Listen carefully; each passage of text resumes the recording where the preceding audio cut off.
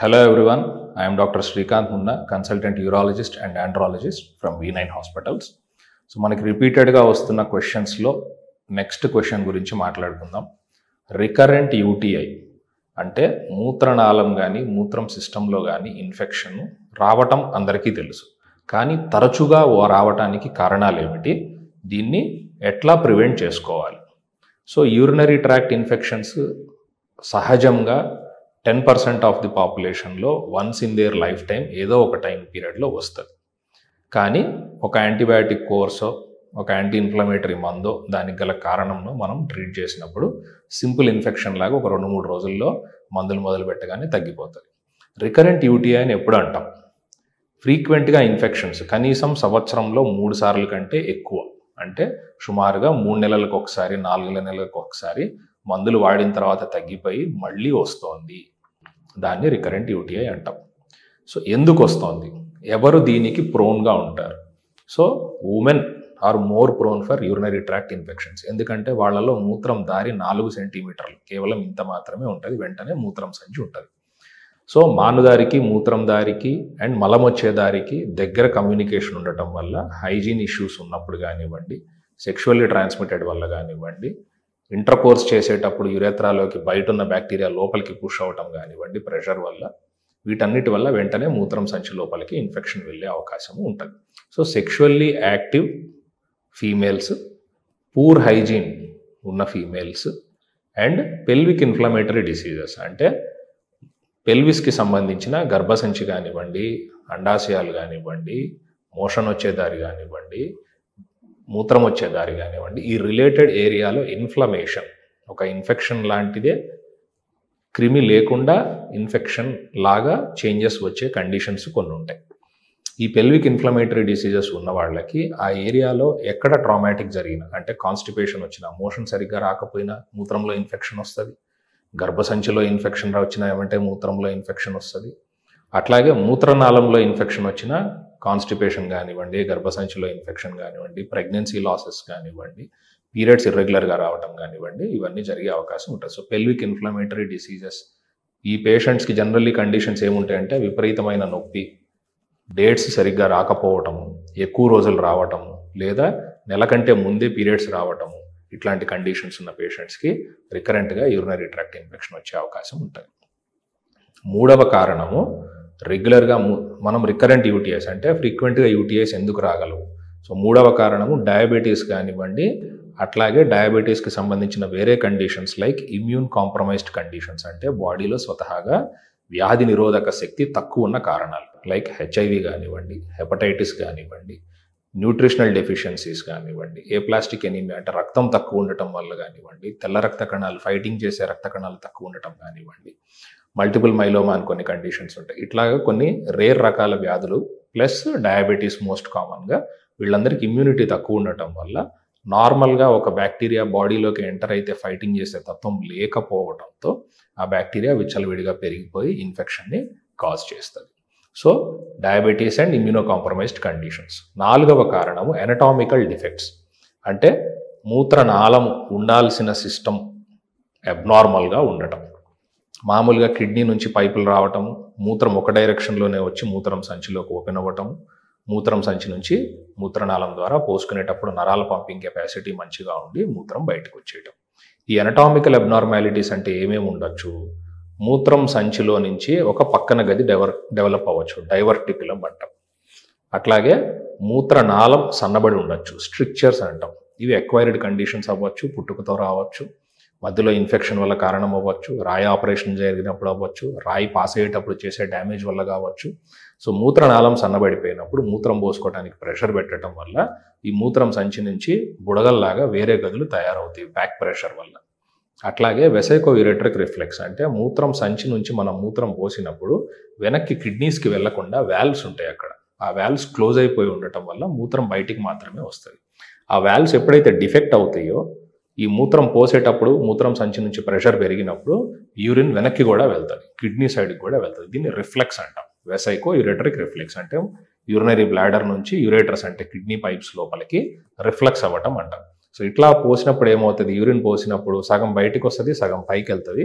మళ్ళీ bladder relax అయినప్పుడు పైకి వెళ్ళిన యూరిన్ మళ్ళీ వచ్చి మూత్రం సంచిలోనే స్టోర్ అవుతూ ఉంటుంది. సో యూరిన్ స్టోర్ అయ్యి దాంట్లో ఇన్ఫెక్షన్ పేరుకోవటం, అది ఒక రికరెంట్ యూరినరీ ట్రాక్ట్ ఇన్ఫెక్షన్కి కారణం. నెక్స్ట్ కాజ్ వచ్చేసి బిహేవియరల్ కాజెస్. బిహేవియర్ వల్ల వచ్చే కాజెస్ అంటే ఏమిటి? యూరిన్ ఎక్కువసేపు హోల్డ్ చేసుకోవటం, లైక్ ల్యాప్టాప్ ముందు కూర్చున్నాము 7-8 అవర్స్ లాగిన్ అయి ఉన్నాము, కదలలేని పరిస్థితి. లేదా స్కూల్ టీచర్స్ ఉంటారు, 2-3 క్లాసెస్ కానీ 4 క్లాసెస్ కానీ కంటిన్యూస్గా చెప్పాల్సిన పరిస్థితి, మధ్యలో వాష్రూమ్కి వెళ్ళలేని పరిస్థితి. ఆర్ ఫీల్డ్లో పనిచేసే వాళ్ళు ఉంటారు, అవుట్ సైడ్ వాష్రూమ్స్ యూజ్ చేయలేక మళ్ళీ ఇంటికి వచ్చేదాకో లేదా ఆఫీస్కి వెళ్ళేదాకో ఫీల్డ్ వర్క్లో ఉన్న వాళ్ళు కానివ్వండి. సో ఎక్కువసేపు యూరిన్ ఆపుకోవటం అనేది ఒక కారణం. అండ్ రెండవది ఓవర్ యాక్టివ్ బ్లాడర్, అంటే మూత్రం సంచి మాటికి పనిచేయటం. ఇది కాంపోనెంట్లో దీనికి ఉల్టాగా పనిచేసేది ఏంటంటే యూరిన్ని వచ్చినట్టు వెంటనే పోసుకోవటం. సో ఈ పోసుకోవటం అనే ప్రక్రియలో ఏమవుతుందంటే ఎక్కువసార్లు వాష్రూమ్కి వెళ్ళినప్పుడు యూరిన్ పోసేసుకొని టక్కని లేచి వచ్చేయటం, క్లీన్ చేసుకోలేని పరిస్థితి, టైం లేకపోవటం కానివ్వండి, వర్క్ మధ్యలో లేచి వెళ్ళాల్సిన పరిస్థితి రావటం వల్ల కానివ్వండి, పూర్ లోకల్ హైజీన్ ఇది అవ్వచ్చు. లేదా వైట్ డిశ్చార్జ్ ఎక్కువ ఉండటం వల్ల పూర్ లోకల్ హైజీన్ అవ్వచ్చు. లేదా ట్రావెలింగ్లో టైం స్పెండ్ చేస్తున్న వాళ్ళు 1-2 డేస్ 3 డేస్ మళ్ళీ ఇంటికి రావడానికి ఊళ్ళు వెళ్ళి వచ్చేవాళ్ళు కానివ్వండి, అవుట్ సైడ్ వాష్రూమ్స్ వాడలేము అనే రీజన్ తోటి హోల్డ్ చేసుకోవటం కానివ్వండి, ఇవన్నీ బిహేవియరల్ ప్రాబ్లమ్స్ వల్ల రికరెంట్ యూటీఐ ట్రాక్ట్కి వీళ్ళందరూ ప్రోన్ అయి ఉంటారు. సో ఈ రికరెంట్ యూరినరీ ట్రాక్ట్ ఇన్ఫెక్షన్ పేషెంట్స్కి ట్రీట్మెంట్ ఏంటి? సో నెక్స్ట్ క్వశ్చన్ దీనికి సంబంధించింది. యాంటీబయాటిక్స్ లాంగ్ టర్మ్లో వాడాల్సిన అవసరం వస్తుంది ఇట్లాంటి వాళ్ళకి. సో లాంగ్ టర్మ్ యాంటీబయాటిక్స్ వాడటం వల్ల వచ్చే సైడ్ ఎఫెక్ట్స్ ఏంటి, అది కూడా ఇదే టాపిక్లో మాట్లాడుకుందాం మనం. So recurrent urinary tract infections వస్తున్న పేషెంట్స్కి కారణాలు తెలుసుకోగలిగితే వాటిని కంట్రోల్ చేసుకోవటం. లైక్ బిహేవియరల్ ప్రాబ్లం ఉన్న వాళ్ళు ఫ్రీక్వెంట్గా 2-3 అవర్స్కి ఒకసారి బాత్రూంలో కానీ బయట కానివ్వండి యూరిన్ కంపల్సరీ పోసుకునే హ్యాబిట్ చేసుకోవటం. యూరిన్ పోసుకున్న ప్రతిసారి ఫీమేల్స్ అయితే వెనక నుంచి ముందుకి కాకుండా ముందు నుంచి వెనక్కి వైప్ చేసుకోవాలి. వెనక నుంచి ముందుకు అనుకున్నప్పుడు ఏమవుతుందంటే మలం దారిలో నుంచి వచ్చే ఈకోలై అనే బ్యాక్టీరియా రొటీన్గా స్కిన్ చుట్టూతా ఉండటం వల్ల ఆ ఇన్ఫెక్షన్ మూత్రం దారికి రావటం జరుగుతుంది. సో ముందు నుంచి వెనక్కి క్లీన్ చేసుకునే అలవాటు చేసుకోవటం. అట్లాగే ఎనటామికల్ ప్రాబ్లమ్స్ ఉన్న పేషెంట్స్, అంటే మూత్రం దారి సన్నగా ఉంది, మూత్రం దారి సన్నబడింది, సో ఇట్లాంటి వాళ్ళు మూత్రం దారిని వెడల్పు చేసుకోవడానికి చిన్న చిన్న ప్రక్రియలు పాటించటం. యూరిన్ హోల్డ్ అవుతుందని మనకు స్కానింగ్లో వచ్చింది, పోస్ట్ వాయిడ్ రెసిడ్యువల్ యూరిన్ అంటాం. ఈ యూరిన్ ఎక్కువ వచ్చింది అంటే ఈ పంపింగ్ కెపాసిటీని పెంచుకోవడానికి కొన్ని మందులు వాడుకోవటము. అండ్ వాటర్ ఫ్రీక్వెంట్గా తీసుకోవటము, స్వెట్టింగ్ ఎక్కువ ఉన్నప్పుడు దానికి తగ్గట్టు వాటర్ ఎక్కువగా తీసుకోవాల్సిన అవసరం రావటం. ఇవన్నీ రొటీన్గా న్యాచురల్గా మనం చేసుకోగలిగిన చేంజెస్. అట్లాగే ట్రీట్మెంట్ పార్ట్కి వచ్చినట్లయితే కారణాన్ని బట్టి ట్రీట్మెంట్. ఇందాక అనుకున్నాం మనం పెల్విక్ ఇన్ఫ్లమేటరీ డిసీజెస్ ఇట్లాంటివి ఉన్న వాళ్ళకి, పీరియడ్స్ ఇర్రెగ్యులర్గా ఉంటున్న వాళ్ళకి, హార్మోనల్ ఇంబ్యాలెన్స్ ఉన్న వాళ్ళకి ఈ పెల్విక్ ఇన్ఫ్లమేటరీ డిసీజ్ని ట్రీట్ చేసుకోవడానికి యాంటీ ఇన్ఫ్లమేటరీస్ అనే కొన్ని మందులు వాడి ఈ ఇన్ఫెక్షన్ని తగ్గించి రెగ్యులర్గా కాన్స్టిపేషన్ కరెక్ట్ చేసుకోవటం, అంటే మోషన్కి వెళ్ళే అలవాటు డైలీ అయ్యేలాగా ఆహారంలో పీచు పదార్థాలు కానివ్వండి, పప్పుతేట కానివ్వండి, రసం కానివ్వండి, ఇట్లాంటివి యాడ్ చేసుకోవటం. అట్లాగే నైట్ పడుకునేటప్పుడు ఒక సిరప్ లాంటిది తీసుకొని మార్నింగ్ లేవగానే మోషన్ ఫ్రీగా అయ్యేలాగా అలవాటు చేసుకోగలగటం.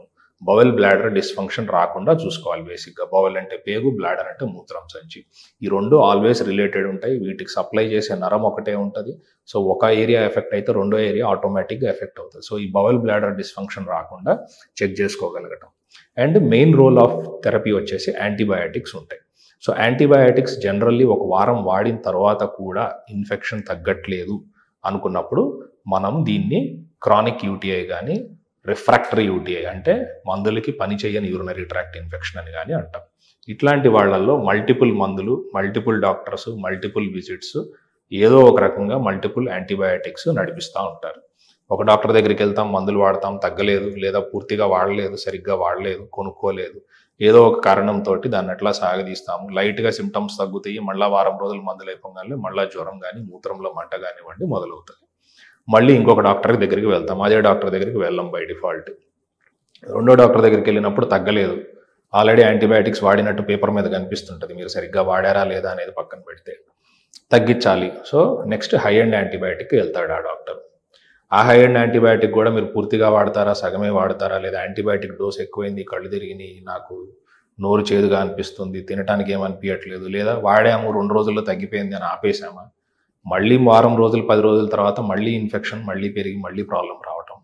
సో ఇట్లాగా ఈ సైకిల్ జిగ్జాగ్ వేలో ప్రాపర్ ట్రీట్మెంట్ జరగకుండా పేషెంట్స్ ఫైనల్గా యాంటీబయాటిక్ రెసిస్టెన్స్ అనే ఒక కండిషన్లోకి ల్యాండ్ అవుతారు. యాంటీబయాటిక్ రెసిస్టెన్స్ అంటే ఏంటంటే యూరిన్ కల్చర్ అనే పరీక్ష.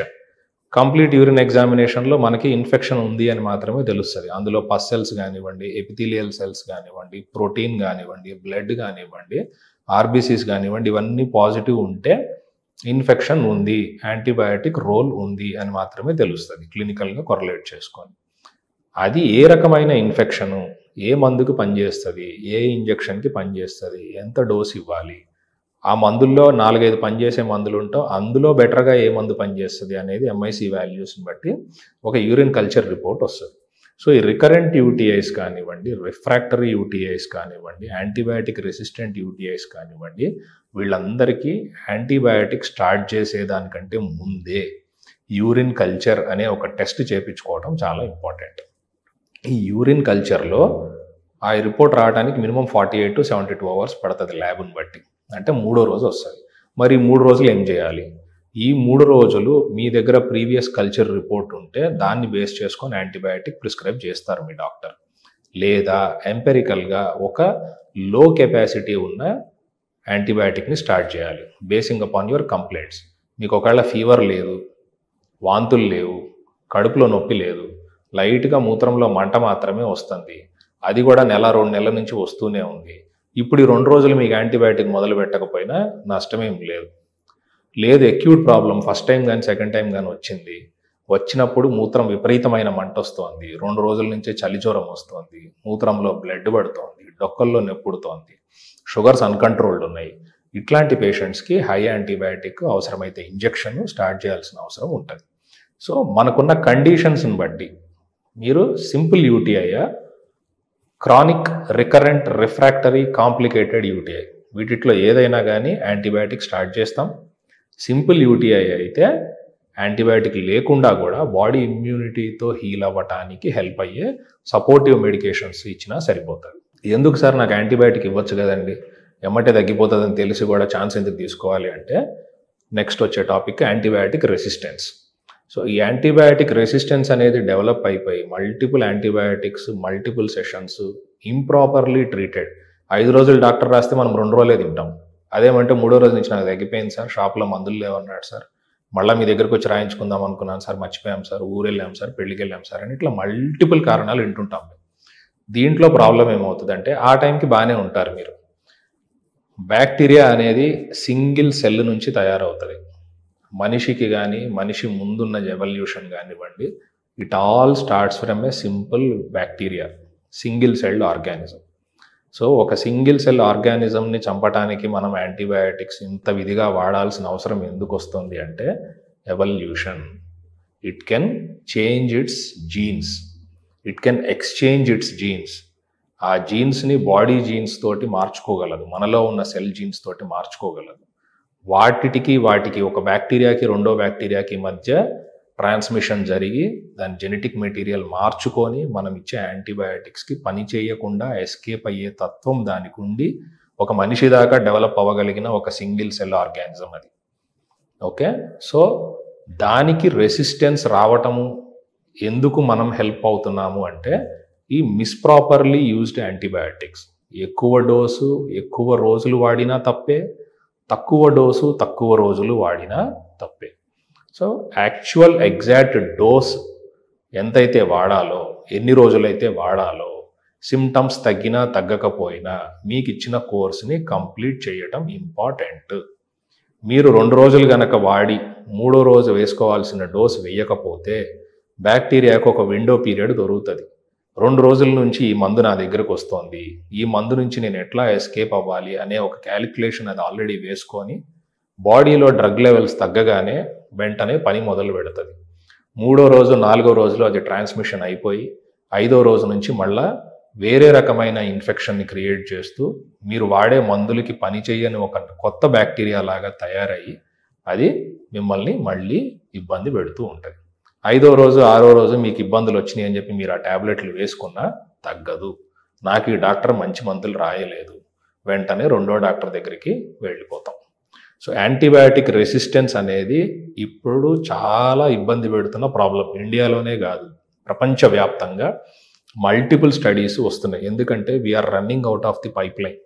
వాటర్లో మనకి పైప్ లైన్లో వాటర్ రాకపోతే లాస్ట్ చుక్క ఎంత విలువైనదో ప్రస్తుతానికి మనం యాంటీబయాటిక్స్ పరిస్థితిలో ఆ కండిషన్లో ఉన్నాం. మల్టిపుల్ యాంటీబయాటిక్స్ కొన్ని దశాబ్దాల మేరగా కనిపెట్టేశాడు. మానవ మేధస్సు శక్తి కంటే ఎక్కువ మందులు కనిపెట్టేశాం. బ్యాక్టీరియా దానికి మేధస్సు లేదు, కానీ యాంటీబయాటిక్స్ను నువ్వు ఇంకొక 100 తయారు చేసినా మార్చుకోగలిగే కెపాసిటీ దానికి ఉంది. సో ఇప్పుడు మనం we are running out of antibiotics. So high and antibiotics ఇవ్వాలి అంటే ఒక పేషెంట్కి సింపుల్ యూటీఐ వచ్చి మల్టీ డ్రగ్ రెసిస్టెంట్ యూటీఐలు చాలా చూస్తున్నాం. ఒక యూరిన్ కల్చర్ టెస్ట్ చేస్తే దాంట్లో ఒక 10-12 మందులు ఉంటాయి. దాంట్లో మీకున్న ఇన్ఫెక్షన్ ఎన్ని మందులకు పనిచేస్తుందో చెక్ చేసుకోండి. మీరు ఎప్పుడన్నా చేయాల్సిన అవసరం వచ్చినప్పుడు 5-6 మందులు రెసిస్టెంటే ఉంటాయి. మీకు ఫస్ట్ టైమే యూరినరీ ట్రాక్ట్ ఇన్ఫెక్షన్ రావచ్చు జీవితంలో, ఫస్ట్ టైం మీరు యూరిన్ కల్చర్ చేయొచ్చు, కానీ అందులో అన్ని మందులు పనిచేయాల్సిన మీకు 5-6 మందులు ఎందుకు రెసిస్టెంట్గా ఉంది అని ఒక ఆలోచన చేస్తే ఆల్రెడీ మీలోకి ఎంటర్ అయ్యే ముందే బ్యాక్టీరియా రెసిస్టెంట్గా మారి ఎంటర్ అవుతున్నది. సో యాంటీబయాటిక్స్ అనేది చాలా ఇంపార్టెంట్. లాంగ్ టర్మ్ యాంటీబయాటిక్స్ వాడటం అన్లెస్ అదర్వైజ్ మీ డాక్టర్ ప్రిస్క్రైబ్ చేస్తే మంచిది కాదు. అండ్ ప్రిస్క్రైబ్ చేసిన 5 రోజుల కోర్సు కానివ్వండి, వారం కానివ్వండి, 2 వారాలు కానివ్వండి, ఖచ్చితంగా వాడకపోతే మీకున్న ఇన్ఫెక్షన్ పూర్తిగా తగ్గకపోగా మీరు రెండోసారి తగ్గించుకుందాము, నేను ఈసారి బుద్ధిగా వాడతాను అనుకున్నా కానీ ఉపయోగం లేని పరిస్థితి ఉండొచ్చు. అండ్ కొంతమంది క్రానిక్ యూటీఐస్, డయాబెటిక్ పేషెంట్స్, మూత్రంలో రెగ్యులర్గా మంట ఉంటుంది, టెస్టులు చేస్తున్నాము, కల్చర్ పాజిటివ్ వస్తుంది, యాంటీబయాటిక్స్ వాడుతూనే ఉన్నాం, వీటి వల్ల వచ్చే సైడ్ ఎఫెక్ట్స్ ఏంటని కూడా కామెంట్ పెట్టారు.